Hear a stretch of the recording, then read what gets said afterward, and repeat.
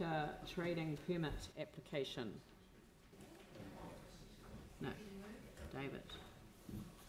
Moved by Pauline, seconded by Vicky. Are there any questions for staff? Sarah? Thank you. I know that we've been through, sent through a very long list of questions, and some of this we've discussed already. But I think it's really good that people know the proposed subscription rates for customers, or is that still commercially sensitive? I think it was discussed this morning. It was $1 to unlock and 30 cents per minute. There may be other pricing models that we're aware of, but that's the one proposed at the moment. This one's proposed at the moment. And we're looking at potentially allowing a greater distance in the geofencing, so that it could actually get out to, but just making things public. So as far as sort of Sumner and up to the gondola potentially. So we've discussed that with Lime and they've agreed. They've agreed. That's great. Placement and parking. There's been some concern from people in the cycling community that all the cycle parks will end up being taken up with scooters. There's sort of 700 scooters parked in Central City in the mornings, potentially, and keeping bike racks free for their intended purpose. Is that able to go in the permit provisions? Just trying to think what we had around. There is something around safety and maintenance. Primarily, the permit's sort of concerned with not placing them in appropriate areas where they cause obstructions. We can look at amending that to say, high demand areas to reduce bunching. We can look at metrics and KPIs around that, so as not to take up or block public bike parking. So we can strengthen that up. Yeah. Or alternatively, it might well be that we continue to provide the necessary infrastructure, regardless of the modality, whether it's bikes, scooters, or things like that. Okay. And so the legal use of these wherever they are. So there's the potential for us to just say to Lime, listen, you need to make sure that whatever information you give people means that they will be using these in a legal, they're encouraging them to use them in a legal way, and they will let people know what that legal way is. Do we have any clarity over things like bike lanes and stuff as well? So can they be used in bike lanes? They will be able to be on shared paths, but bike lanes and bike paths, like major cycle routes that are separated cycle routes. Cycle ways. The cycle ways as opposed to cycle lanes, that kind of stuff. What's the clarity around it? Because that's special vehicle lanes, which is specified for bicycles only, I think. Yeah, so we've got in the permit provisions around informing customers about where these can and can't be used. So yes, correct. A lot of our MCRs are resolved as special vehicle lanes, which would mean technically they can't be. About a year ago, there was a change to the legislation to allow electric vehicles in special vehicle lanes. I think the intent was bus lanes. So we're still looking at that and what's appropriate and what's not. It would be some interesting information to gather through the pilot. But presently, special vehicle lanes are defined for that particular class of vehicle, which at the moment is cycles. So these are not cycles. Okay. And when it comes to the grey areas that there are at the moment, so NZTA post on their website very, very clearly that e-scooters cannot, the word is cannot, be used on the road. But we've had advice, and Lime had advice from NZTA that it would probably be fine. Where there's this grey area, and I know that the government are doing their work on low-powered vehicles at the moment and looking at legislation, but we don't have a time frame on that. Where there is this grey area, if as a council we're endorsing this proposal and people are going with the lenient advice saying that they can be used on the road, and something happens, there's a legal argument for a driver of a car who hits a scooter or those kind of things to be saying, well, actually, NZTA say they can't be used on the road. So that would be analogous to the argument that the council provides roads as well, and there are car accidents on roads. So except that we have legal clarity that cars are allowed on the road. I think it's a so stretch. That's different. I think it's a stretch, and it'll be unfortunate to suggest that there is a legal argument that the council, in issuing a trading permit that very clearly states that the operator of the trading permit is required to ensure the legal use of these vehicles, and then likewise the operator of the vehicle accepting the terms and conditions is required to operate the vehicle in a legal way. Those two provisions are there explicitly to make clear that this isn't indemnified environment where any wrongdoing can come back to council. That would be reckless on our behalf. Yeah, no, I'm not talking about liability in that kind of way. One of the things I'm talking about is what happens if it's decided that actually, we do this, we say they've got to be used legally, NZTA finally come back and say, actually, we've got to be really careful on this one. The odd one here or there hasn't been a problem, but actually 700 on the streets of Auckland or Christchurch, we need to be really clear on this. We're saying no. Then we've got 700 on the footpath instead of spread between footpath and road, and at quite high speeds. And that might change a decision we could make. But if we don't have that legal clarity beforehand, it's hard to make that call. So we've asked for that beforehand. Yeah, and NZTA have told you that they're fine on the road, but their website still says that they're not. So we've asked that of the operator, and the operator needs to provide us with clear evidence from NZTA that they're happy for this. Yep, I think that's asked and answered. Can I just draw your attention to the change to 1 and 2, but it does allow for some specific things to be called out if councillors do want to. So instead of approving staff to issue a 3-month trading permit, staff have a delegation to do that. So it's not something that has to come before the council. But they're asking us, because this is new technology and it's new for New Zealand, new for Christchurch, they would like us to give an approval to the concept, in this case presented by Lime Technology, to operate a shared electric scooter scheme on a trial basis, and ask staff to consider the permit application made by Lime Technology Limited. It notes that if the permit is approved, terms and conditions can be imposed in accordance with the staff delegation under the Public Places Bylaw, and ask staff to take into account the following in respect of imposing any terms and conditions. Well, I mean, it seems to me that there's a general agreement that we'd like to see that the scooters are utilised, and the people who use them are told that they have to utilise them in accordance with the NZTA requirements. So I don't know if you want to come up with some wording that better defines that.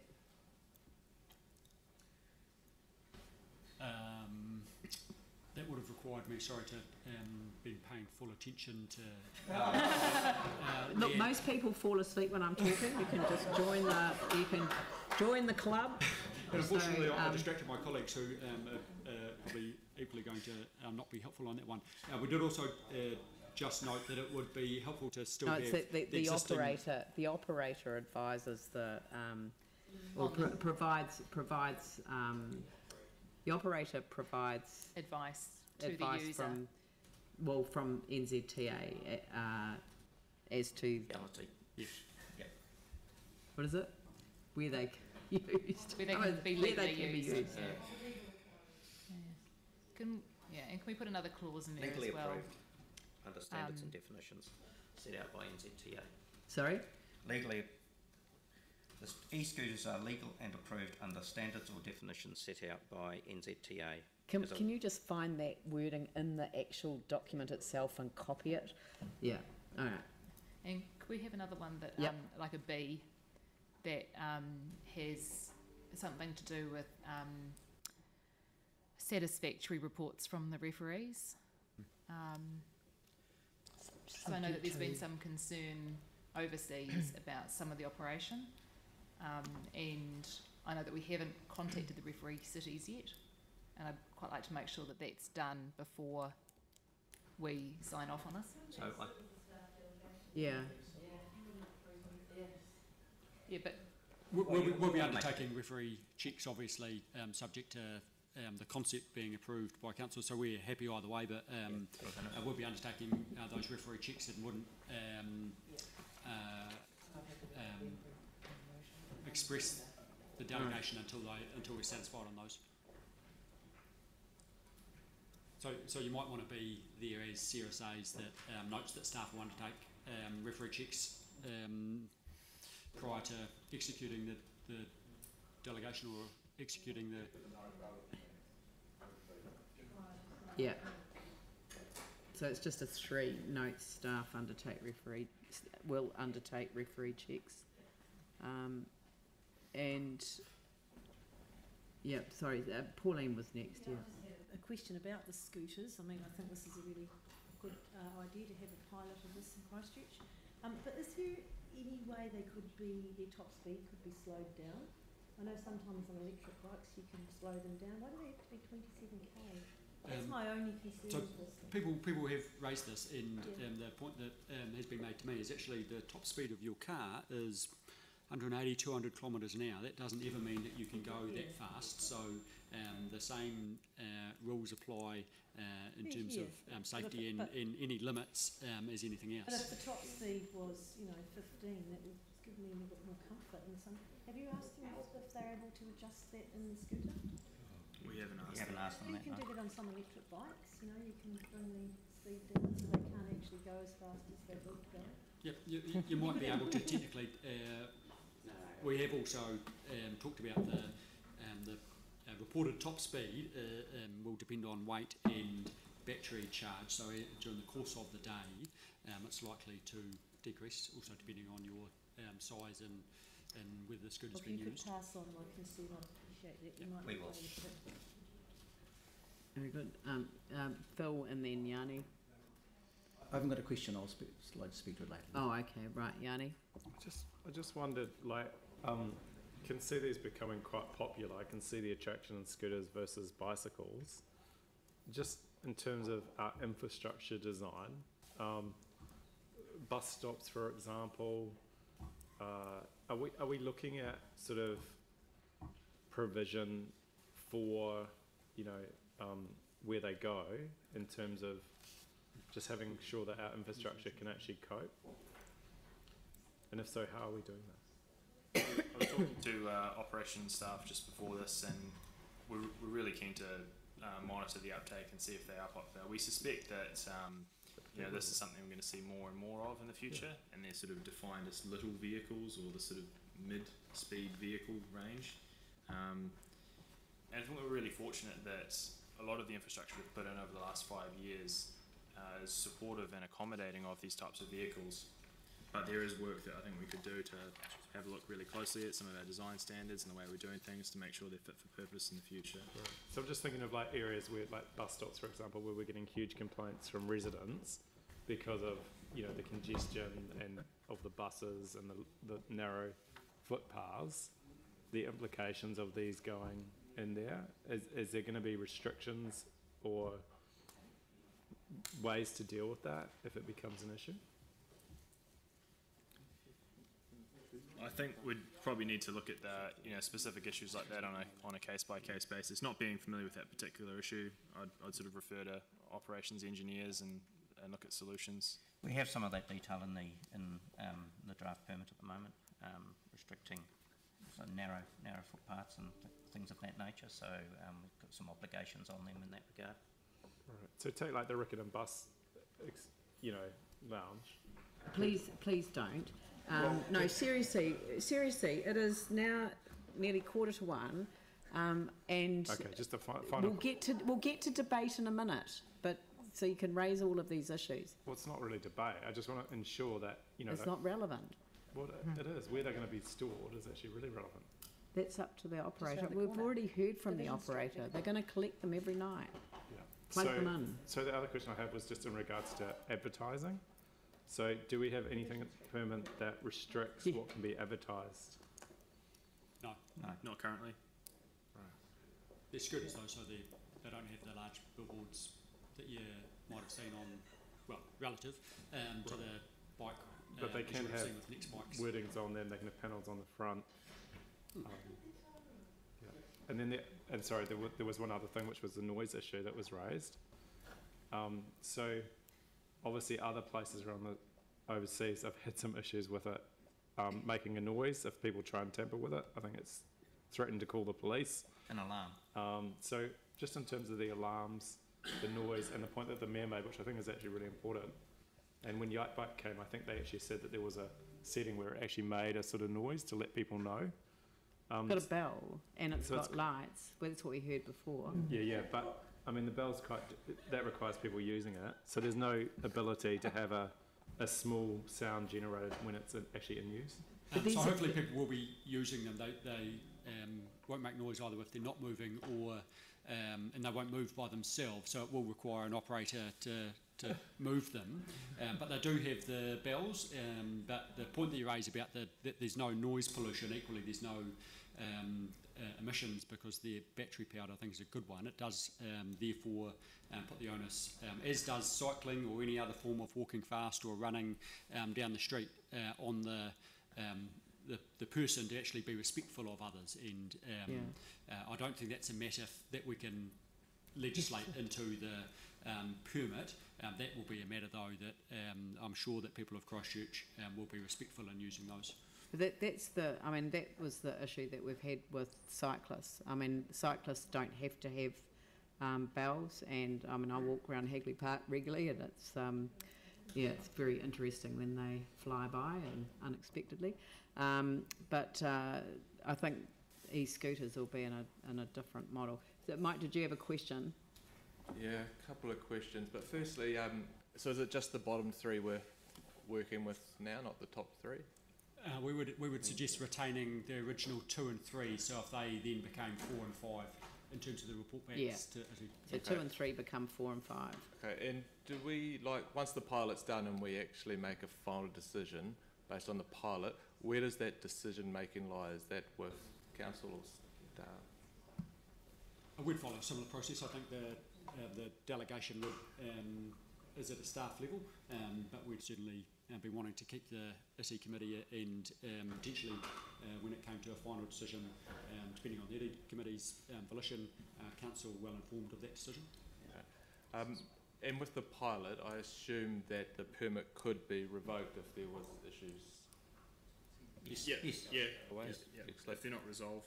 Okay. And just to clarify things, obviously with a push bike, you have to be on the road, you have to wear a helmet. These e-scooters, you can be on the, so you have to be on the road and wear a helmet. With these e-scooters, you can be on the footpath, and you can be on the road without a helmet, doing 27 k's an hour. That's the current road user rule. Yep. Yes. Well, no, but you can. And we've obviously seen all the issues with helmets. Do we... Well, obviously, some bike users, councillor, don't wear helmets, and that potentially exposes them. We would encourage people to wear helmets, as we understand Lime will also be encouraging users to wear helmets. Totally understand that, but it's actually not illegal for someone to ride on the road on an e-scooter doing 27 k's an hour without a helmet on. So that's all I'm just saying. That's about it. Sarah? Sorry, just because, I mean, if this goes ahead, there's going to be quite a bit of time involved doing the monitoring and evaluation, which is really good, and I think it needs to be really well assessed, which is good. And so there's a lot of staff time and some costs involved in that, and yet the trial permit, or the permit for the trial, we're not charging them for it. So wouldn't we be charging them for that up front to at least cover some of our costs for doing the permit? We're currently working through the costs of the permit. We don't have a lot of guidance around the costs for these types of permits. Agreed, there will be some staff time, and we'd look to recoup as much of that through a permit fee as possible. But we will be doing a fee for this trial period, or for afterwards? There'll be both. It could be a few months down the road. We'll have enough intelligence from how much monitoring goes on to accurately recoup a cost through a permanent permit, but there'll be some nominal fee for this as well. Okay, thanks. One option might be to the permit charge. It might be better that goes into providing necessary infrastructure and support as well. Obviously, the council has a strategic priority to encourage alternative forms of transport, including active and public transport, and this would fit well within your strategic priority.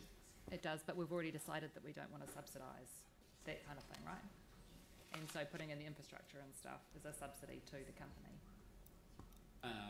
No, putting in, it's been like suggesting that putting in cycling infrastructure is a subsidy to cycling companies. Actually, they would be for public use, and the type of infrastructure, whether it's something to lean the bikes upon or anything like that, is likely to be minimal for a stand-up scooter. Right, okay. So the motion has been moved and seconded. So, Vicky?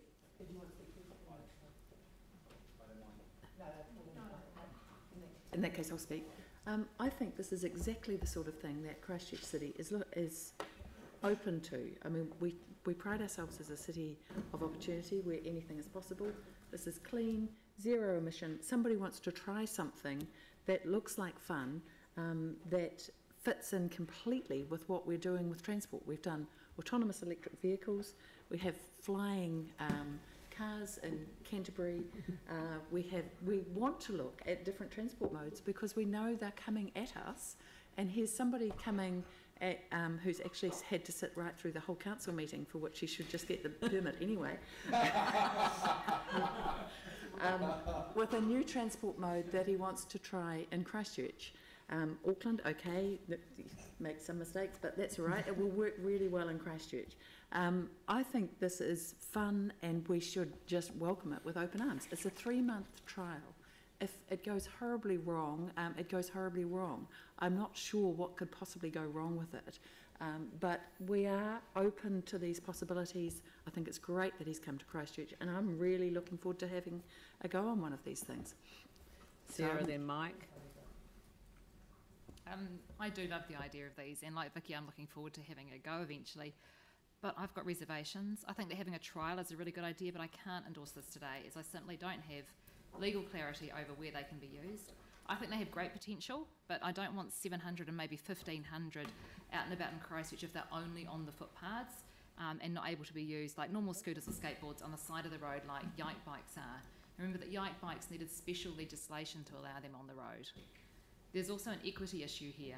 Low socioeconomic areas of the city will not be as attractive as a commercial proposition, not only due to the 30 cents per minute price, that's $18 an hour, but because you need both a smartphone and a credit card to be able to use the scooters. As a shared mobility scheme, they won't be an opportunity for all. Strategically, as a city, we have not looked at whether there is space for both a commercially viable scooter scheme and a bike share scheme, and if not, which would be the best outcome for the city as a transport option for both locals and tourists.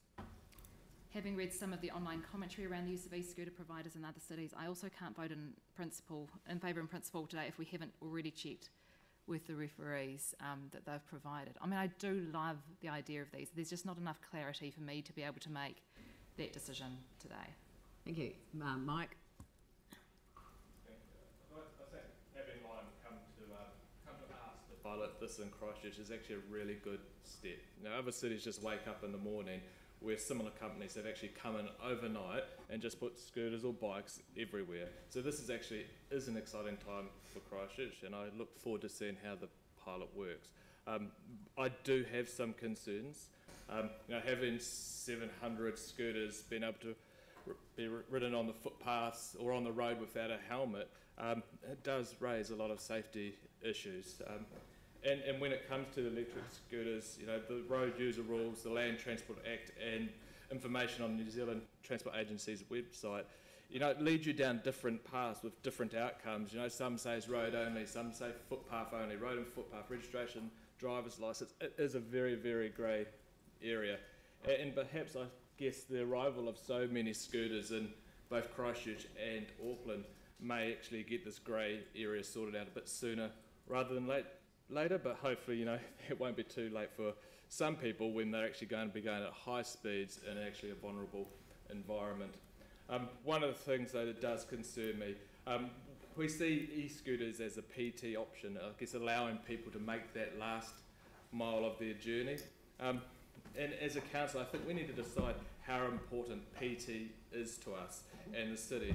While we're quick to let ECAN know that public transport should be seen as a social service that is affordable to us, we're about to see Christchurch's last PT mile option become an unaffordable option to many of our residents. Investing in quality PT is extremely important, and perhaps it's time for the council to step up and provide its own PT bike share that actually puts people first before profits. Phil and Aaron, Tim, Yanni, we'll be here all day. I've listened carefully about the safety issues around it, and to me, overall, this is going to be sufficiently safe, and the safeguards here, in terms of if it doesn't work, that in fact any breach will be terminated. And Cameron has assured us today that he's going to work with council, and council staff clearly are working with him to make sure this does work. So I think it's important that we don't throw in a whole lot of red tape and stop this. There's no question at all. With the new technology, in fact, these electric scooters are coming whether we're ready or not. And I think it's great. We are working with the Lime so that in fact we get something that will be, as Vicky was indicating, really good for our city. And I think in effect it should be part of the PT options, and we need to look at ways that we can utilise it that way. So I'm certainly strongly in support that we undertake. It's more than a trial. It's a whole pilot for us. Thank you. Anne? Thank you. I'm totally in support of this. I think it's a fantastic opportunity. It supports for a 3-month trial. It's only 3 months, and we will learn things from it. But we're going to give it a go. It supports our strategic priorities of increasing active transport, and also to achieve a vibrant and exciting inner city. So it'll bring young people out and about. We're concerned about obesity, we're concerned about screens. It'll bring more people onto the streets, which has the wonderful effect of having more people on the streets, which means that people feel safer, they feel that they're part of a community. And it's working in the US, which is probably the most libelous country in the world, so if it works there, it's got to be fine here. So let's be a council. let's be a council that's open to new ideas, new people, and new ways of doing things. Let's go for it. Yeah. Trump that one, Aaron. I'll see if I can make the council great again.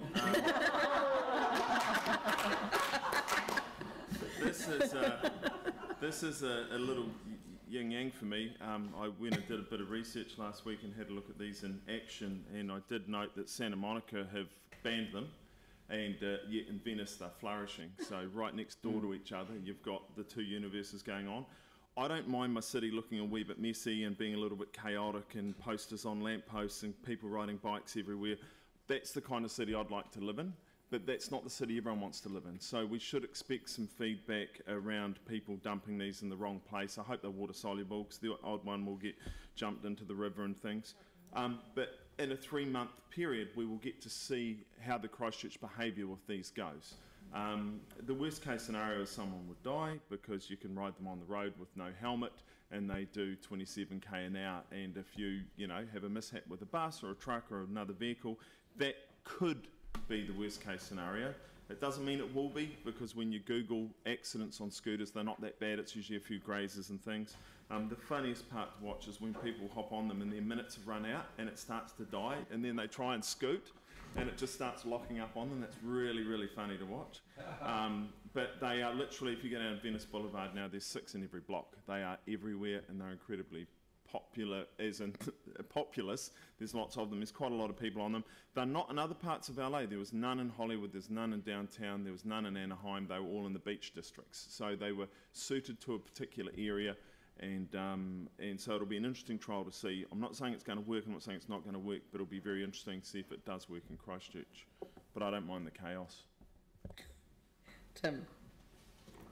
Thank you. I think this is great. I think it's exciting. I think to say that, look, it's going to limit those that can't afford it, so therefore we shouldn't do it, is short-sighted.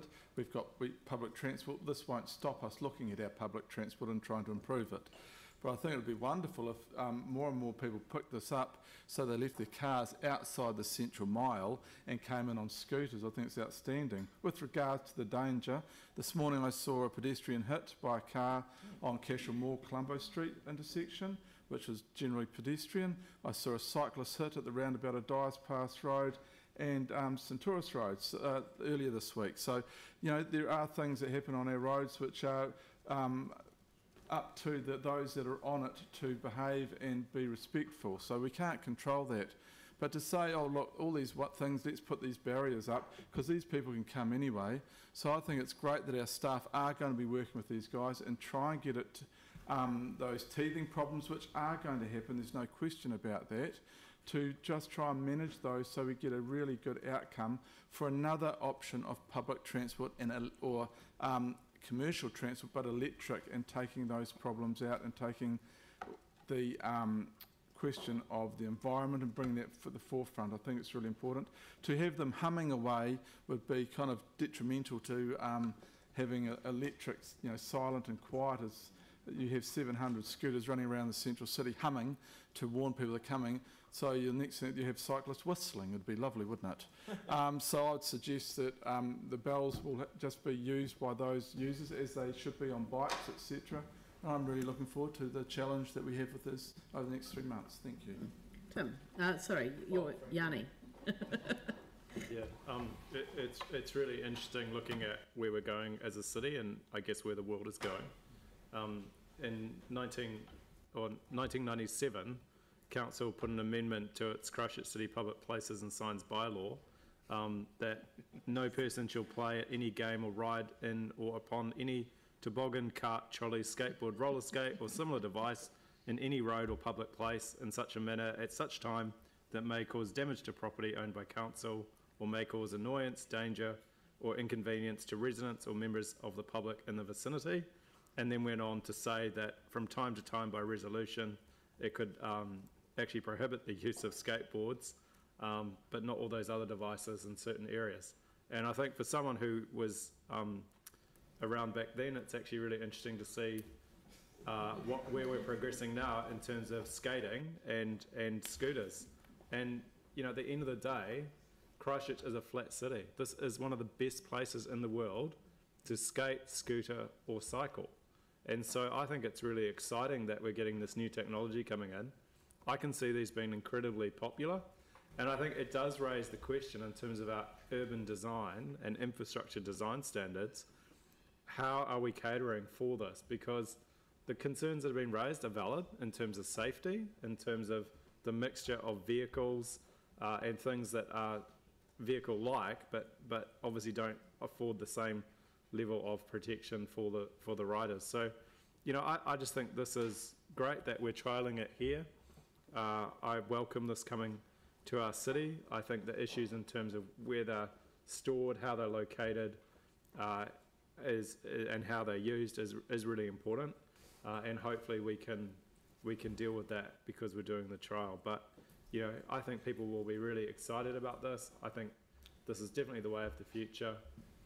And I think, you know, this is something that we should embrace. Yep. So, well, I absolutely love it, and I think it's a fantastic idea. Actually, some of the reasons why people are concerned are actually the reasons I'm so looking forward to it, and that's because you don't have to wear a helmet. All of the evidence shows that wearing a helmet puts you at far greater risk than not wearing a helmet. And that's because people assume that if you're wearing a helmet that you're safer than you are. And, you know, it's just, it does seem to me that this is, I don't feel the same way about children. I think children should wear a helmet.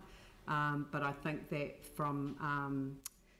this is for 18-year-olds and over, and it's crystal clear, you know, and let grown-ups be grown-ups. Let people take some risks, but also have some fun. I agree that the highest speed that it can travel at is not the speed it will normally go at. I know that there are cyclists who cycle at faster than 30 k's an hour in the 30k area that we have for other vehicles. And I mean, you've seen it, and I've seen it right throughout the throughout the parks and places like this. So I just think it will take off. I think it will do really, really well, and I'm really looking forward to welcoming Lime technology officially to the city. David. Yeah, thank you. Look, I give my general support to this proposal as well, and having spent a few weeks in Europe recently, I was almost cleaned up by a killer bike in Amsterdam. They call them the killer bikes there. And I do agree with this philosophy of helmets. You know, in all the European cities, no one wears helmets. And there are very few instances of any serious injury on the continent. And look, there are literally hundreds of thousands of bikes. I've got photos of a bike rack outside the Amsterdam railway station, and it would literally be probably 3 times the length and width of this room, chocker with bikes. I didn't see a lot of electric scooters on the continent, but they were about in some areas and are starting to take off. So I think we've got to move with technology, but I certainly think the helmet issue is one that's going to need some resolution, because I don't think scooters will be required to wear helmets, and they're probably more at risk than bikes. Potentially. So, yeah, some interesting observations, but yeah, I'll support this. Very good. So, Pauline, would you like to wrap it up? Oh, look, everything's been said really, and I think it's going to add a lot of vibrancy to Christchurch. But if you look at the geographical area that these things are going to cover, from South Shore to the airport, Hornby, the bottom of the hills, that's a massive area, and I know they'll be in hubs within that area. But I don't think the numbers of them are going to be as problematic as we think. And the other thing we haven't touched on is I think they'll be really good for tourism here. Like at $18 an hour, tourists might take them for an hour or two. But for our users, they'll probably use them for their end of commute, particularly to help fill that West End gap. Will be really handy, I think, in Christchurch from the bus exchange. So, and I think the safety features and the controls will be in the permit, just to ensure that the safety and well-being of the users and the wider public will be taken care of. I have faith that that'll be addressed. So, yep, I'm really supportive of this trial and look forward to seeing how it goes, and also having a go. One of the councillors just highlighted that the words 3 months have disappeared from the trial thing. So you just throw in 3 months, and that way it's going to come back through council anyway. I know it was a good try. I personally would approve a longer trial, and I wonder whether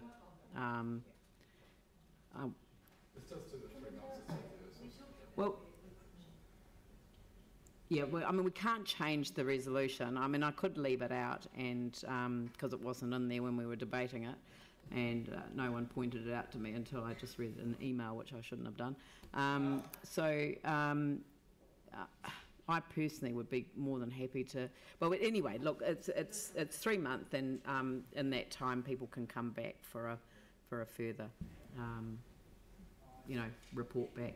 So I'll put the motion. All those in favour say aye. Aye.